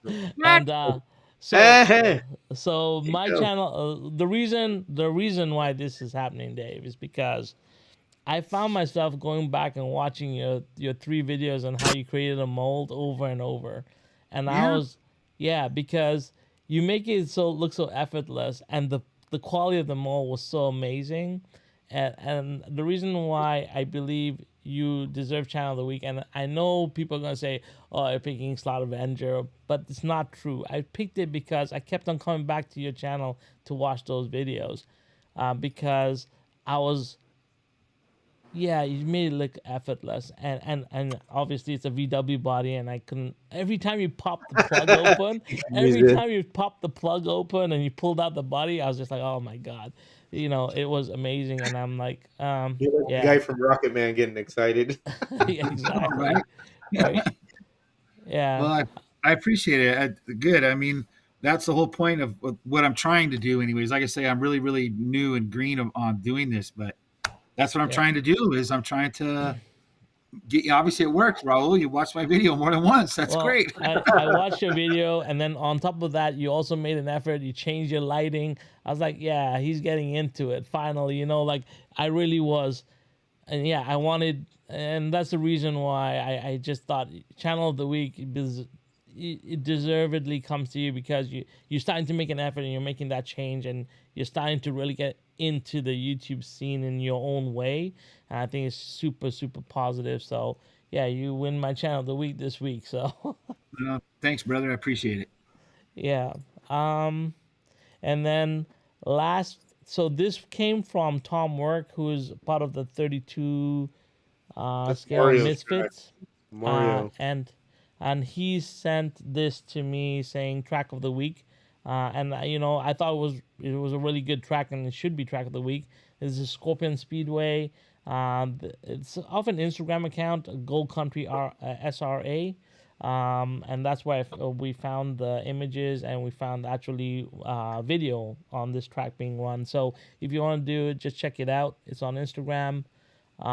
Really That's cool track. Mario's track. Mario, I think I can't remember his lasting Baskins or something.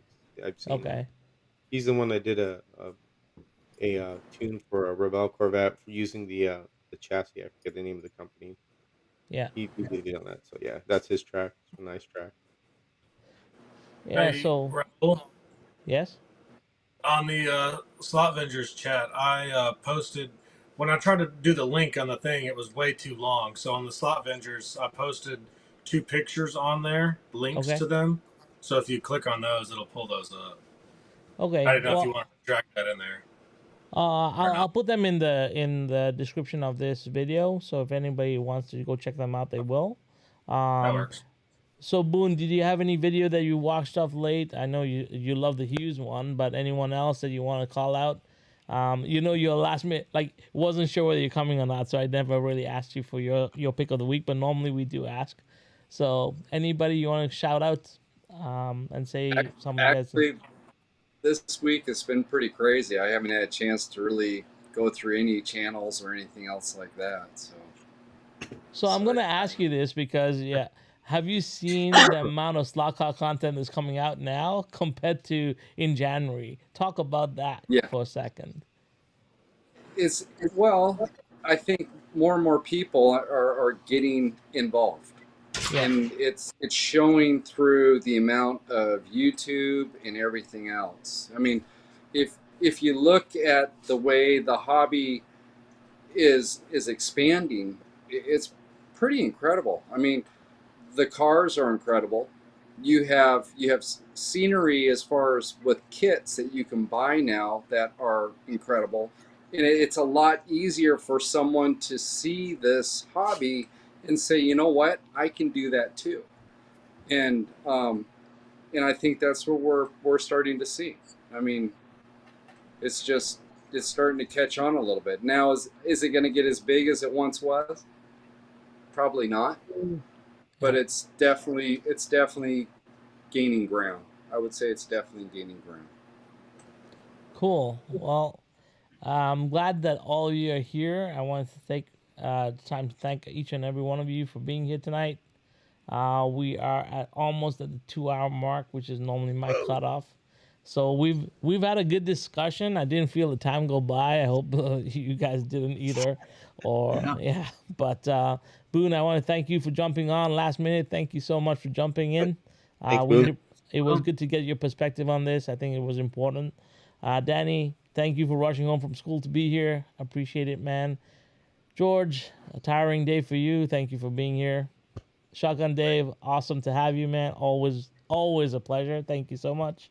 And from me, thanks for everyone in the chat for being here. Thanks for the support. Thanks for the comments. Remember, we all thrive on comments. So whether you're watching anyone channel, comment because it means a lot to everyone that's putting out videos. So please do that because yeah, I think it resonates with all of us. And until next time, guys, I hope you're having fun on Rails, and we'll catch you later. Okay, take care, guys. See you. Bye. Ah.